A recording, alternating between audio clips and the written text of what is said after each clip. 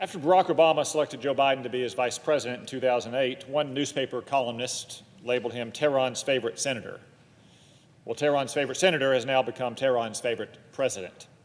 Since taking office, Joe Biden has taken every opportunity to enrich and empower Iran and its terrorist proxies. There's perhaps no greater single example of this than his obscene coddling of the Iranian-backed Yemeni terrorists known as the Houthis. These barbarians with rockets have kidnapped, tortured, and murdered American citizens, along with shooting down American aircraft. They have attacked our allies and slaughtered Yemeni civilians. The Houthi motto isn't subtle. God is great. Death to America, death to Israel, a curse upon Jews, and victory to Islam. And in case anyone missed it, they also put it on their flag. Yet in his first days in office, Joe Biden removed the Houthis from the list of foreign terrorist organizations. The Houthis quickly rewarded this one-sided, unreciprocated generosity by launching a major military offensive against our friends in Saudi Arabia. At that point, Joe Biden could have simply admitted that he had made a mistake and redesignated the Houthis as a foreign terrorist organization. He refused. In the 2 years since, the Houthis raked in money, expanded their territorial control, and stockpiled Iranian-supplied weapons. Unencumbered by an American terrorist designation, they gathered their strength and waited for an opportunity to live out their creed of, again, death to America, death to Israel, a curse upon Jews. After the October 7th atrocities in Israel, they saw that opportunity.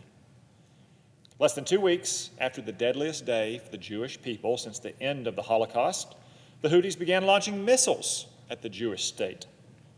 In November, the Houthis then began hijacking ships and launching missiles and drones at both civilian and U.S. Navy vessels, all in an attempt to put pressure on Israel and protect their terrorist brothers in Hamas.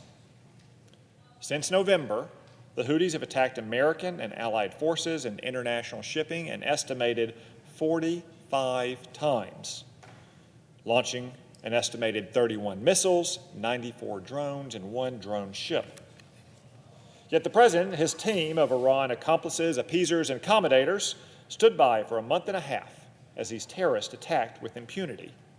When the administration finally did take action last week, its weak, pinprick airstrikes only took out a small fraction of the Houthis' offensive capabilities.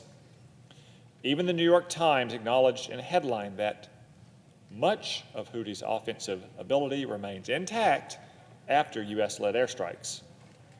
The least this administration could do is to redesignate the Houthis as a foreign terrorist organization. Yet Joe Biden refuses even to fix that mistake. Americans are dead, but Joe Biden's pride and his ambition for a grand rapprochement with Iran are apparently more important to him and his aides than American lives. Instead, President Biden has opted to label the Houthis a specially designated global terrorist group.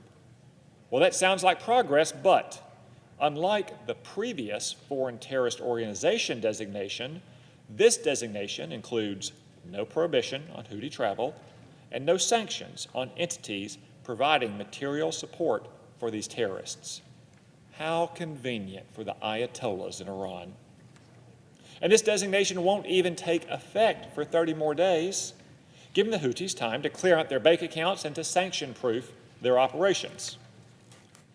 And most amazing and most unforgivable of all, the administration also announced waivers for even these weak and limited sanctions. These waivers allow the Yemeni terrorists to keep receiving food, medicine, fuel, personal remittances, telecommunications, and mail, and to maintain port and airport operations. Perhaps it makes sense that those in this administration don't want to punish groups and individuals providing material support for the Houthi terrorists. They'd have to turn themselves in after 3 years of appeasement and conciliation. This administration must reverse course in the Middle East, redesignate the Houthis as a foreign terrorist organization, and put real pressure on Iran and its terrorist proxies. not Swiss cheese-like sanctions designed only for a good one-day headline. Anything less is the betrayal of the American people, their interests, and our allies.